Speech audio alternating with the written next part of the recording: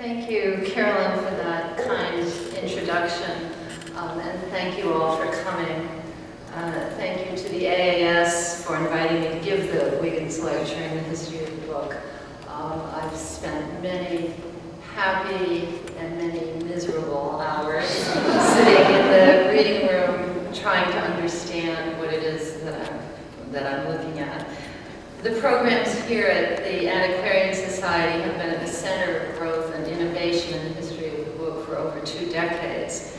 The bringing together this year of the Book History Conference with the Center for the History of Visual Culture Conference is just one sign of this capacious interdisciplinarity. As many in this room can attest, the turn in book history towards thinking about reading and literacy both obliges us and allows us to think anew about the artifacts and inhabitants of that interesting foreign country, childhood in the past. And could we find a better place to do this thinking than amid the many thousands of children's books and artifacts here, under the curatorship of Laura Wasowitz, materials that are scouted, acquired, cataloged, preserved, and paged by this amazing staff, past and present. As for my lecture tonight, to put it in the scolding terms of 19th century children's fiction, you could say that it's nothing more than the sad result of what happens when you sit down so innocently to read a book at the American Antiquarian Society.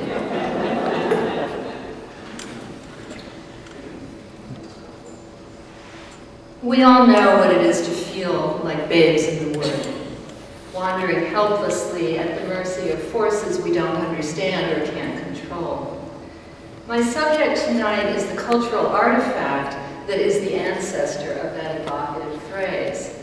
Across 4 centuries on both sides of the Atlantic, The Children in the Wood has been a broadside ballad, a traditional folk song, a tale told to children, a novel, a poem, a play, a musical, a holiday pantomime. It provides the occasion for painting, sculpture, and book illustration. It's a Disney cartoon. It's an object of parody. Though there's nothing unique in literary history about this extravagant, medial, and generic variety, Children in the Wood is probably at the high end of the spectrum, with, say, Hamlet. This mercurial and persistent relevance bespeaks an unusual cultural suppleness, an uncanny ability to seem emergent, even while becoming at the same time residual. Amid this bounty, tonight I'll be exploring a few of the many phases of this artifact's long biography, specifically its life as a printed text and its migration from the ballad canon to the children's literature canon. Before I say more about what I hope to accomplish by thinking about The Children in the Wood, let me tell you a little bit more about it. It first appears in print as a broadside ballad in 1595 when it's registered in London with the Stationers' Company. Through its many print versions, its Baroque little plot of infanticide remains fairly stable. And in this image of an 18th century version, you see it acted out in the woodcuts. A dying gentleman and his wife write a will, leaving their toddler daughter and son in the care of the father's brother. The ballad then telegraphs its central plot device. If the children chanced to die, ere they to age should come, their uncle should possess their wealth, for so the will did run.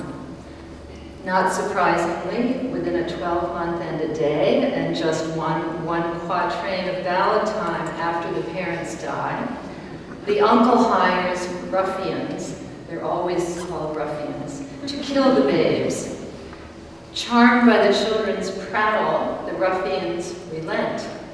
The more mercenary one unrelents, which provokes the more repentant one to kill him. The good ruffian leads the children 2 more miles into the unfrequented wood and leaves them. The babes wander, their pretty lips with blackberries were all besmeared and dyed. They die, And Robin Redbreast piously, sometimes it's painfully, it's always very, very famously, did cover them with leaves. The ruffian is hanged. Fearful fiends did haunt the uncle's house. His lands wither, his sons die, and in prison for debt, the uncle dies. Children in the Wood also goes by the name of Babes in the Wood, and I'll sometimes shorten my reference to simply Babes, but I didn't want you to get the wrong idea. The early ballad versions imply an adult or a mixed-age audience, as do its two theatrical incarnations of 1601 and 1793. But from the mid-18th century, the printed Babes begins to be produced for the single audience to whom it will then belong, of children. The plot of The Children in the Wood puts it on the far side of a gulf that separates our notions of childhood and children's literature from those of a pre-modern sensibility. Its storyline shares with much early children's literature a scopophilic interest in dying, dead, abandoned, orphaned, kidnapped, neglected, or otherwise abject children. But it's not the violence, not even PG by our lights, that marks it as irretrievably previous. It's that almost every aspect of this artifact, its diction, its ballad meter, its unusual address to parents rather than to children, the fecklessness of the little babes themselves, all of this is doing work that literature for children no longer quite does. Tonight, as I chart the social life of this artifact, I'll suggest that one of the things Children in the Wood used to do is to bridge a gulf between historical eras and generations, and between what my title loosely calls orality and literacy. Using The Children in the Wood as a lens, we can see some of the ways in which the modern idea of childhood, which we have inherited, takes shape. And the enormous work, indeed the impossible work, that concept and its literature have historically been asked to do.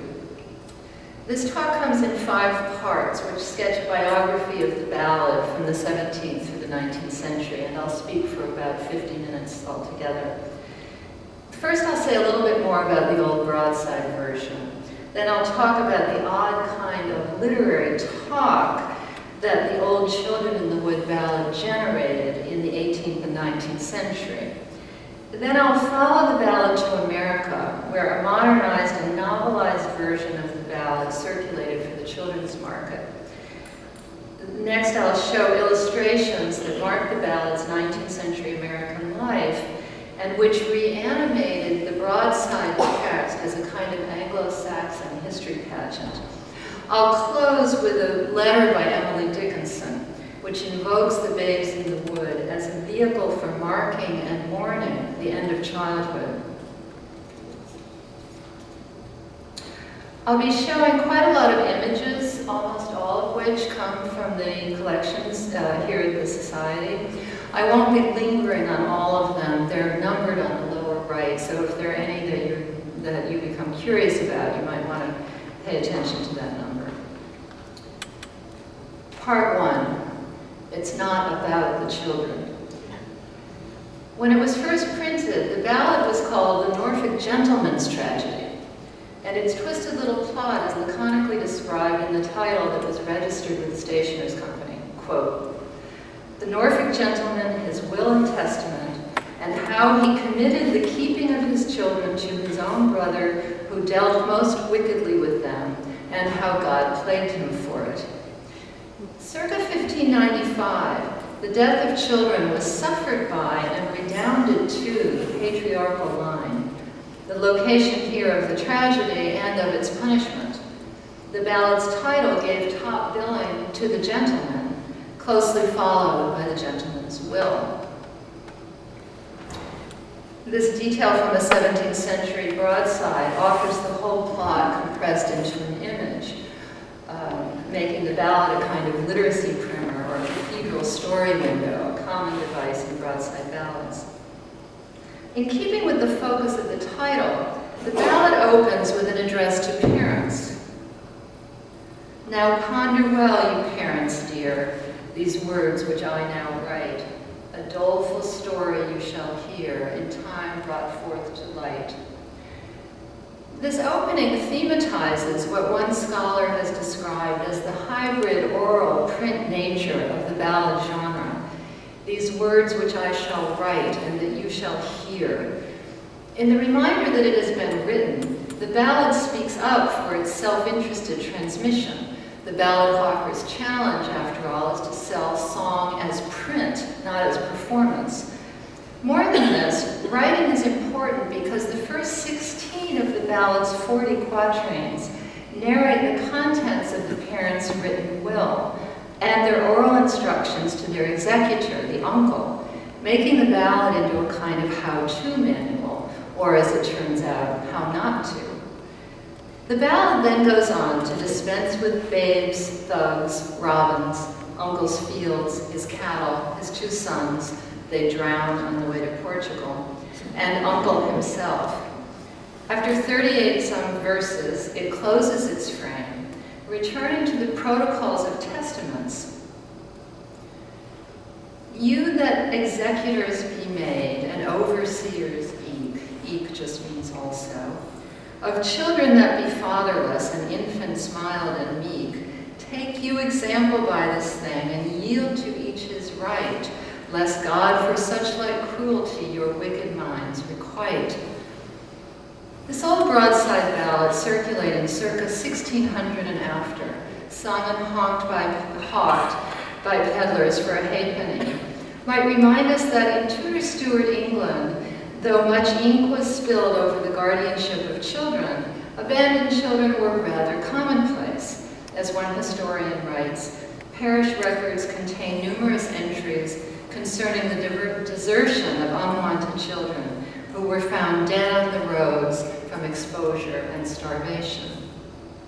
The ballad babes, though, aren't unwanted, but wanted all too much. And though these babes aren't royal, their story is a familiar literary property. It's the territory of Shakespeare's Richard III, of King John, even of Hamlet.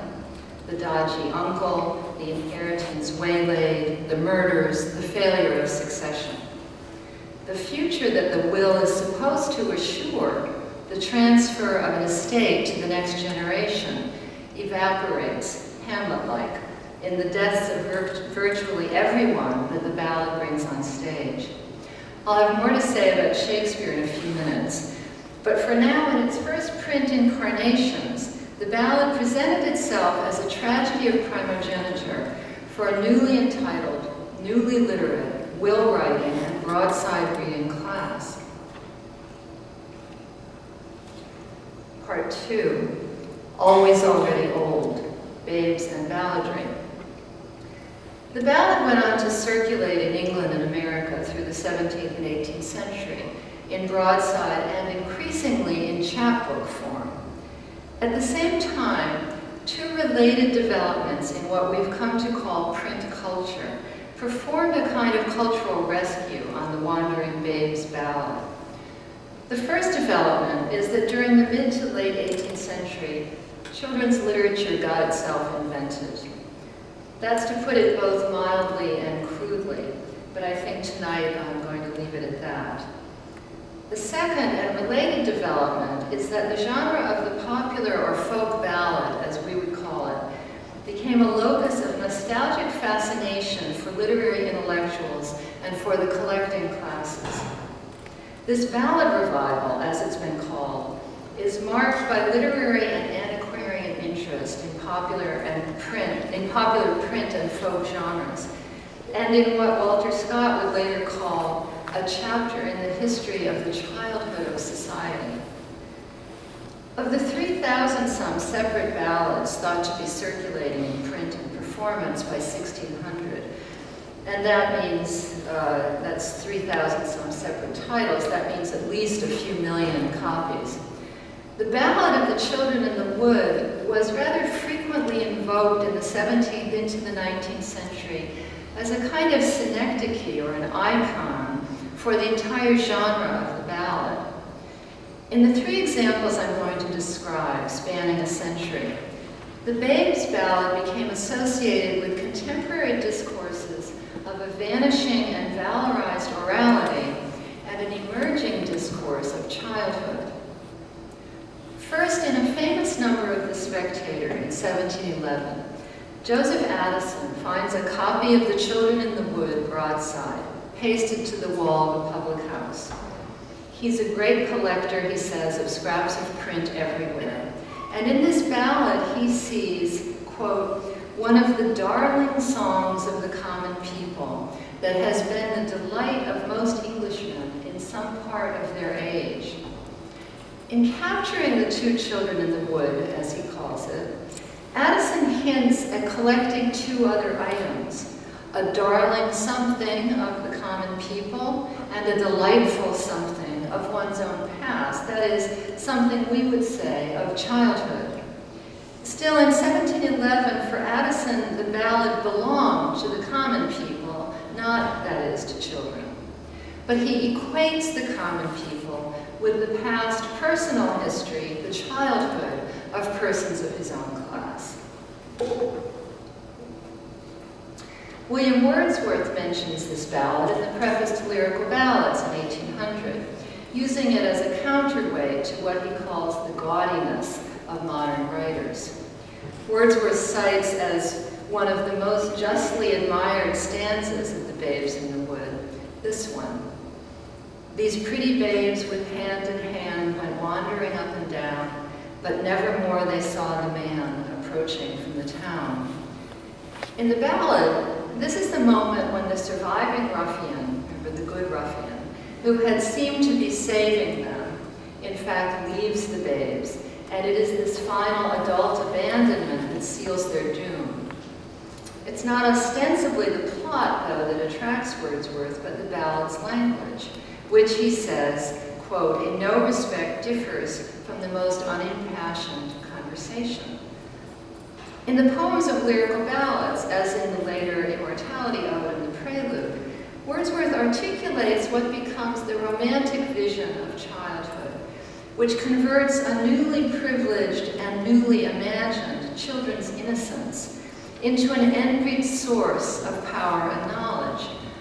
In the 1800 preface, though, Wordsworth only obliquely calls up childhood.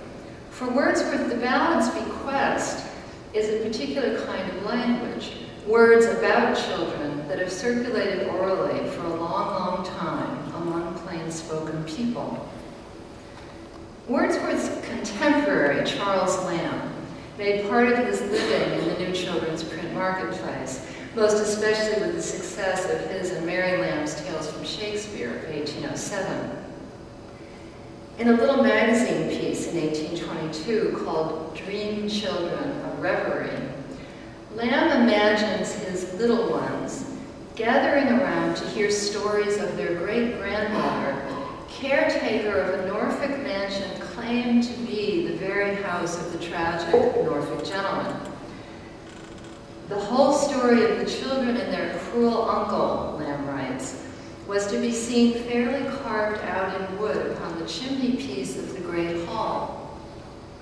More so than the broadsides pasted on country inn walls that cried out to Addison, here the ballad fully animates the old hearth. But as the reverie continues, its speaker pulls the curtain back to reveal a literary stunt. He's not a paterfamilias after all, but a bachelor whose children are only dreams. These dream children nonetheless speak. We are only what might have been, they say, and must wait upon the tedious shores of Lethe millions of ages before we have existence and a name. In this final oblique example, the ballad of infanticide prompts a fantasy of generation, reproduction, and paternal intimacy. Lamb conjures spectral children who belong to a past of lost potential and to a distant future marked by forgetting. It's in the present that the children weirdly have no existence. For Lamb, the Ballad of the Babes is a vehicle for a fantasy of remembering childhood on behalf of imagined children who, he imagines, long to hear of the past.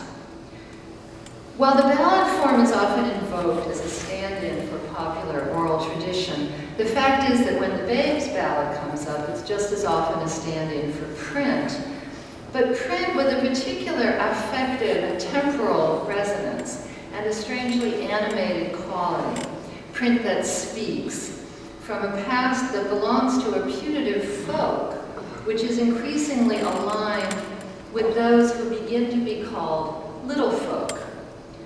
For Addison, it's a souvenir of bygone print and past youthful delight, which he preserves in the amber of the Spectator.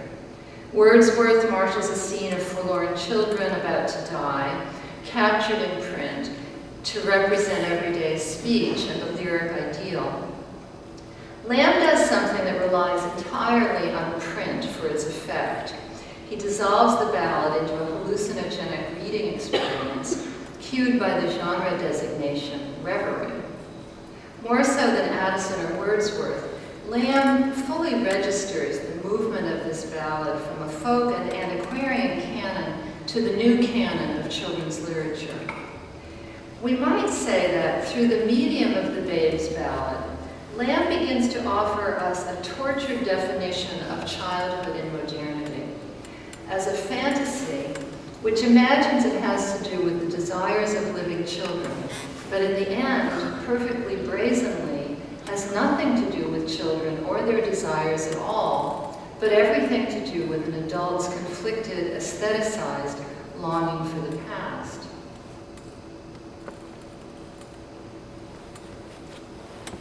Part 3, balladizing childhood, novelizing ballads. So far, I've offered a few examples from the Babes ballad's reception and circulation in the literary field, as a synecdoche for a lost or threatened cultural form, whether printed or oral, and as a prompt for intricate, nostalgic reflections on childhood. Now I'd like to look at what happened to the ballad once it was marketed explicitly for children. In some cases, it shuffled off its ballad form and turned into a little novel, as, for example, The Children in the Wood, an instructive tale by a possibly pseudonymous figure called Clara English. First published in London in 1801, this version went into 30-some editions in America from 1803 to 1842. This Babes addresses children rather than executors of wills, and opens with idyllic scenes of family life, in which the children's central activity is reading. The parents die, and the children are left to the uncle. Avuncular though he looks, his brand of wickedness is captured in the name of his estate, Bashaw, that is Pasha, castle, suggesting oriental luxury and imperial spoils. The narrative dilates extravagantly on the uncle's character. He's idle, profligate, seldom read his Bible, didn't go any place for divine worship, engages in cockfighting, drinking, playing cards. Even so, on the way to his castle, this picture shows the uncle stopping off with the children to visit the Vale of Content, a utopian woolen manufacturing town. It's like that little side trip you always wanted to make, to the caverns and whatever, where they see orphans reading little storybooks which had been given them as a reward for their diligence. Still, he goes on to plot the Babes' kidnapping and murder in the usual thuggish way. But in the crucial plot revision of the Clara English versions, the abandoned children do not die. Rather, a poor spinster, and that's literal, she spins, finds them and, quote, got admittance for them into the school of industry, where Jane learned to read, to write, to work, to knit, and to spin, and Edgar was taught to read, to write, and to work in a garden. The uncle, meanwhile, has made off with their inheritance, but his guilty conscience always tormented him, and he and the surviving ruffian suffer the poetic justice of the original ballad. The babes are put into possession of Bashaw Park, which soon changed its name for that of Happy Dell. The Clara English editions tend to print the traditional ballad at the end, editing out the children's death, and in a gesture that seems to insulate the old ballad from the new novel, they often add a few verses before the old ballad. Quote, "Our grandsires each have wept ere now, our grandsires and our grandams too, and shall to ages yet unborn read the tale of these forlorn, still cause the tender tear to flow." These verses describe the weeping ballad audience as ancestors, grandsires and grandams, and descendants, ages yet unborn. Who's really forlorn here are the current progeny, the contemporary child readers, positioned sheerly instrumentally as something like executors of the ballad. That is, they are meant to guard it and transmit it without exactly experiencing it. Here the old ballad becomes vestigial and yet operates as a necessary signature or testimony for the new version. The traditional old wife, the storyteller, the nurse, the singer at the hearth, emblematizes a fertile reproduction of culture through artifacts like ballads and tales. Here, that reproduction is the job of the book, and the old wife becomes the solitary spinster who saves the children's lives and ensures their literacy. And yet the cost of preserving the children is to make them blameworthy. In fact, in their survival, these texts say they risk turning into the uncle who would murder them. And this is the passage that comes right after the description of how wicked and vicious the uncle is. "And here, my young friends, I have placed before you the character of a very wicked man, and shown you what conduct it was that led him to the horrid crime of intended murder. You will, I am sure, turn from the picture with aversion, yet I wish you to dwell upon it sufficiently to avoid similar faults yourselves." The admonition of the old ballad, essentially, guard children's lives, preserve legacies, make the future possible, turns now towards the children readers. Guard yourselves, it says, in effect. You're on your own, and you are one unread Bible away from becoming a babe's murdering uncle. In the introduction to an 1832 Clara English version, the publisher Mallandé sees his own livelihood dependent on children's potential for evil. Quote, "It seems as if this book will sell as long as there are children to read or a sixpence to spare. So as we want sixpences to pay our honest debts, we have concluded to add this also to our long list of children's books with the hope that every child who reads of the dreadful deeds of the uncle will watch closely their own tempers and never do any bad act, no matter how small, for fear they may go on step by step to commit the dreadful sin of hiring bad men to murder innocent babes." Like the text of the novelized ballad, this publisher's puff highlights the transitory temporality and moral fragility of childhood, but the proximity of the slippery slope warning to the marketing pitch links children's moral susceptibility to commerce. The reading child risks her innocence by engaging in the reading that instructs her in the protocols of innocence. There's no way out. In one verse edition of Babes, Mallandé pictures himself with two little children, a common enough image in children's books of the avuncular printer with his flock, except for the fact that he has used the image of the wicked uncle with the children as if in acknowledgement of his own paradoxical role. These new versions underscore a futurity that doesn't rely on inherited family property, but on the internal property of literacy, as, for example, when the babes mirror their readers by being shown reading, or when the spinster sends them to the School of Industry to learn to read and write. While the uncle hopes to cash the children in for the monetary value of their legacy, the novelized ballad converts the children themselves into a new kind of self-generating cultural capital as the reading and writing and usefully working inhabitants of Happy Dell. If children's innocence is always risked in the fall into language and literacy, the entry of the child into what the era calls the reading world, which is by definition commodified, increases the vulnerability of the children not to adult transgressions against them, but to adult transgressiveness by them. In effect, the text of the novelized version of The Children in the Wood preserves the children only in order to register the inevitable death of childhood itself. There's a new conceptualization of childhood circa 1800 as a privileged time and space inhabited by living children. But the condition of possibility for this notion is a concept of childhood as a privileged time and space of memory.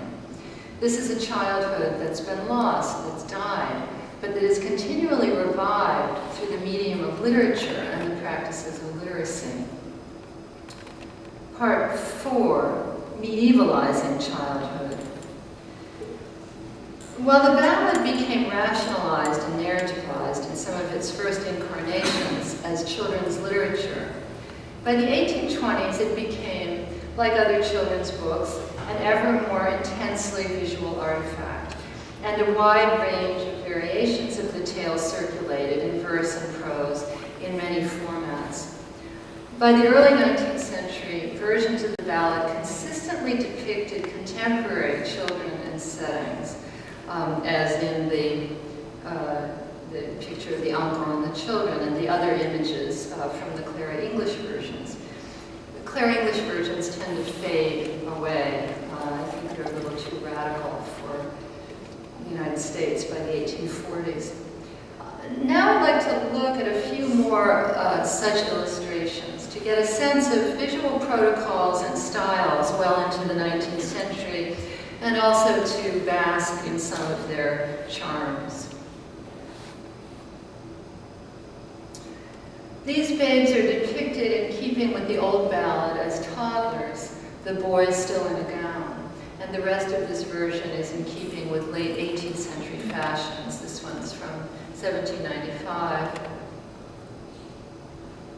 I think this is my favorite image of the babes. The term of art for the kind of illustration shown in this 1803 version is the crude woodcut. Technically crude, perhaps, but this image touchingly figures the existential plight of the babes. The boys still in skirts, and the other images in this edition show contemporary, circa 1800 settings and clothing. The illustrations in this 1815 babes also represent contemporary dress, and this one was inscribed by Betsy Hadley, so that the title now appears, if I can get this thing to work, The Affecting History of the Goffstown Children in the Wood, it seems to say, Goffstown, New Hampshire. I'm probably not pronouncing that in a New England way. But it's as if the tale were happening in the here and now of 1815. This particularly fetching, engraved graphic novel-like edition was published in New York by Solomon King in 1822, and as many of you know, he's famous for this kind of engraved printing and illustration combined. And the clothing and architecture here are virtually contemporary. And some version of the skewering of the bad ruffian, so satisfyingly gruesome here, is nearly always depicted. This is an 1820 1825 Troy, New York edition, again imagined visually as a more or less current event. This 12-page verse edition was priced at 12 cents, but 18 3/4 cents for a colored one, which this is. The metal engravings were hand-colored most likely by a woman or child employed by the press, who here decided to treat the robins evocatively as red-breasted doves.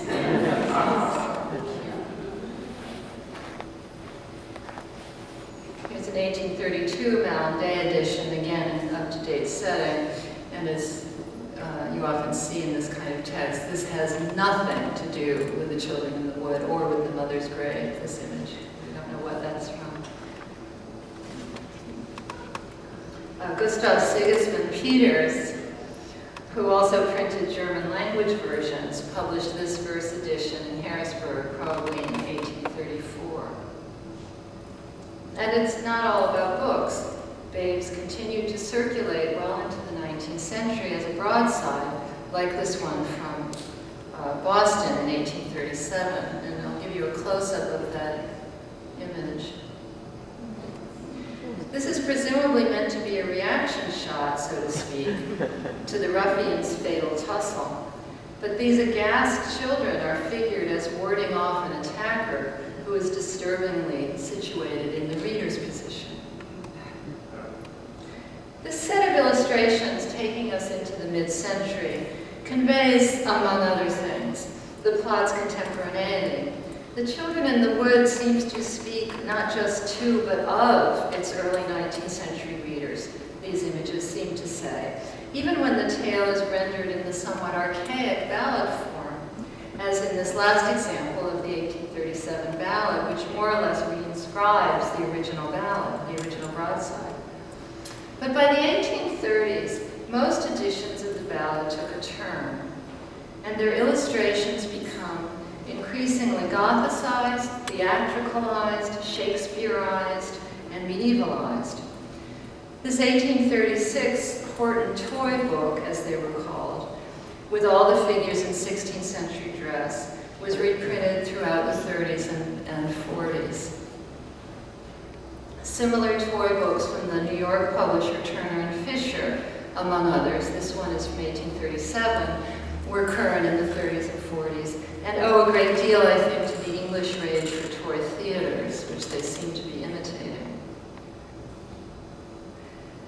This is a little spread from an 8-page Orton's Colored Toys from Binghamton, New York in 1840. The plight of the babes is recounted in verse here. At length upon a flowery bank they laid them down and died. But we might find this slapdash paint job, quite possibly by a child worker. This is a colored book that's being sold. So this wasn't done by a child at home. But we might find that paint job equally poignant. One of the more sensational images is by the popular illustrator F.O. Darling.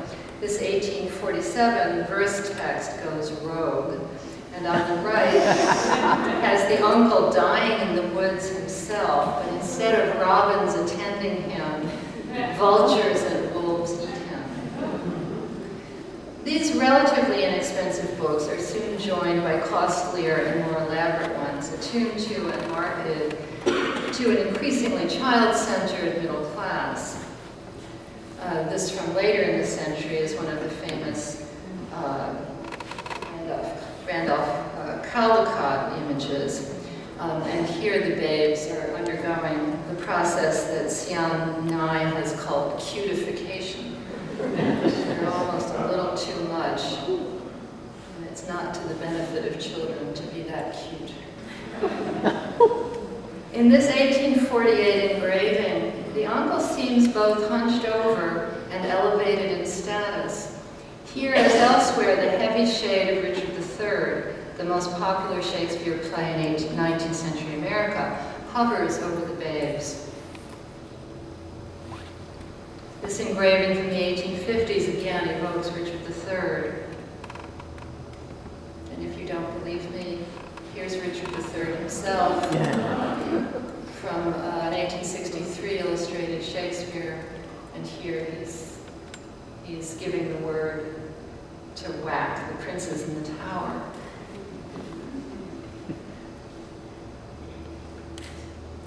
This 1875 prose version depicts the uncle in jail with the dead babes hovering above him, again evoking the Richard III illustration tradition. This is a 19th century undated print. That's Richard III with the princes, the ghosts of the princes in the tower visiting their uncle from Act 5. The mise-en-page of the babes and the mise-en-scène of the play echo one another. So what's going on? What's up with Richard III? In the mid to late 19th century, as Lawrence Levine has shown, Shakespeare was the most popular, not just the most revered, but the most popular playwright for the American stage, which was widespread entertainment in cities and towns and on the frontier. Popular children's publishers like Edward Dunnigan and Turner and Fisher also traded in Shakespeare's plays, and Shakespeare was part of the grammar school curriculum. Richard III's popularity could be a problem for contemporary intellectuals. James Russell Lowell attributed it to a degraded taste for melodrama and questioned whether Shakespeare even wrote it. But everyone agreed that it was a play about overreaching ambition. By the end of the century, Levine tells us, Shakespeare had largely migrated from popular to elite culture, becoming a marker of literary taste and a signifier of cultural capital, a process that I think these images are beginning to register. But with the highbrowing of Shakespeare comes a cultural fantasy of a pastoral Elizabethan past, in which children are staged as both tragic and historic. The domestic tragedy of the two little babes maps onto the national disgrace of the princess in the tower, or the other way around. But it's not only the Shakespeare of Richard III that these books evoke. This 1866 image seems a little more Hamlet, Ophelia, or even Romeo and Juliet. As again, in this rather shocking image, from the 1870s, Hamlet, Romeo and Juliet. This 1888 version rather wonderfully combines a baby Shakespeare theatricality with an over-the-top Gothicism. In this 1875 version, as in many of these late Victorian editions, the children, no longer toddlers, verge towards adolescence. And in these, we can see that the scopophilic interest in the children has a more distinctly, explicitly erotic quality. The antique style of these images isn't, of course, unique to this text, but is common in mid-century and especially post-bellum children's literature generally. And there are many reasons for this. These books are influenced not only by the popular Shakespearean theater, but also by architectural and decorative arts traditions of Gothicism from the 1830s on, and by the post-bellum revivals of medieval and Renaissance scholarship. Nevertheless, there's more than an aesthetic or even an intellectual fashion at stake in this retreat from one historical moment to another more than half imaginary one. The evocation of the past as a historically fluid Old English theme park links these representations not only to Shakespeare, but to mid to late 19th century racial Anglo-Saxonism. Thomas Crawford's 1851 sculpture brings the babes in Elizabethan dress into 3 dimensions, slightly larger than life size. It's about waist high. It's at the Metropolitan Museum. Such ante and post-bellum images of dead white children tricked out in ye olde English outfits might seal the ballad off from associations with the children most at risk in this period. The urban poor, slave children in the South, Indian children on the frontier. Such medievalized images accompany a reanimation of the will that continues to frame the ballad as in these illustrations from the 1870s.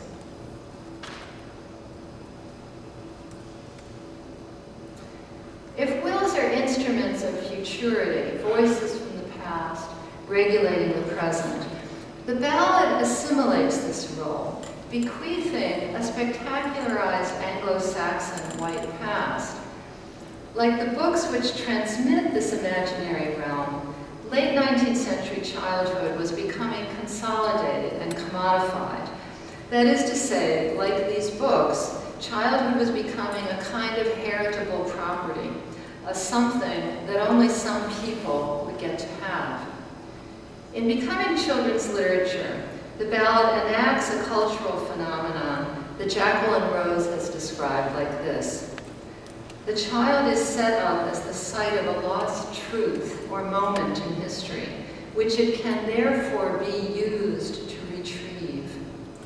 The reading child, that's the literate child of modernity, is figured as the legatee and the archive and the medium all at once of a phantasmatic ballad orality, now specifically styled Anglo-Saxon. The child implied in these images models childhood itself as temporally isolated from the present moment, as always already old, always already previous, always in some sense medieval. This sequestered childhood is, as it were, protectively quarantined to the past and a cultural fantasy of racial homogeneity. In the temporal logic of these images, the child is both ancestor and inheritor at once.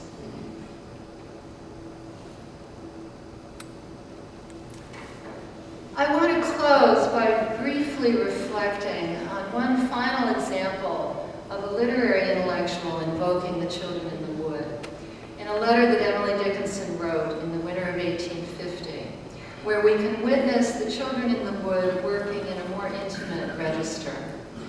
Now this image, I just pulled this image from the Dickinson Electronic Archive because it looks like a robin. The image is actually of a nightingale from the New England Primer, but Dickinson is playing in the particular letter from which this image is taken. She's getting the nightingale to impersonate a robin. But in the letter I want to talk about, this does not appear. Dickinson had just turned 20, that birthday that definitively marks the end of childhood, when she wrote to one of her best childhood girlfriends, Abaya Root, in late December. A friend and teacher had recently died, and she is also mourning the inevitable fading of girlhood intimacies, especially with their mutual friend, Abby Wood. In a postscript to this melancholy letter, she imagines this scene. Oh, you are both asleep, and your hand is fast in Abby's. I stand by the fond young bedside and think of babes in the wood, large babes. The ones we hear of were small ones. I seem to myself a robin covering you with leaves. The babies we were are buried, and their shadows are plodding on. Readers of her robin-filled poetry will be struck by Dickinson's identification with the babe's robin, and struck as well, perhaps, by the aggression she betrays in tenderly abandoning, killing off, and burying her old friends. Like Charles Lamb in his Dream Children, Dickinson associates the ballad with a reverie of childhood. But Dickinson, perhaps more delicately, manages the dizzying temporal layers the ballad imposes. We are large babes, we were small babes. Those small babes are buried, but their shadows are plodding on. For Dickinson, the ballad articulates the problematic of what I've been calling the death of childhood. If the babes can never be really quite capital T tragic, they are always nonetheless a kind of elegiac property. This is the burden of the children in the wood in the 19th century. By assimilating the old ballad into the new children's literature, it identifies childhood with a quaint antiquity that the literate child is asked to both mourn and to preserve. Thank you.